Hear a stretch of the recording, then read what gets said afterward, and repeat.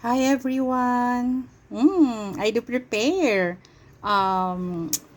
sopa. So yellow rice ito sa amin. I do put turmeric. So this is all organic as usual, no? And I have 1 day old from Batanes.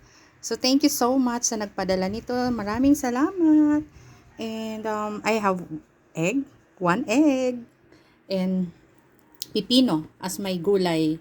And I do prepare this. Alam nyo, sa Thailand ko to nakita. Sa mga side dish ng mga pag-breakfast, sa mga restaurant. Nakita ko to eh. Nilagyan ko lang ng iba. Pero yung batang luya, parang ginawa nilang pickles. Ayan. So, nung natikman ko, ginagawa ko yan lagi. Especially if we have party, gustong-gusto yan ng mga bisita ko.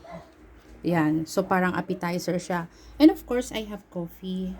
And this is black coffee as usual without sugar. And I will put collagen later. So, yan ang ating foodie. Yan ang ating foodie for today. Grabe ang hair ko, ang gulo, no? But, nagmamadali ako kasi later, no, may gagawin ako. Kaya, ayun, at least I was able to prepare food. So, this will be my first meal for the day. And, I hope you guys are having a good time today. And, let's eat na. Let's eat and enjoy the day, the rest of the day. Thank you so much for always joining me, and keep safe everyone. We always our goal is to be safe, of course, and maging healthy.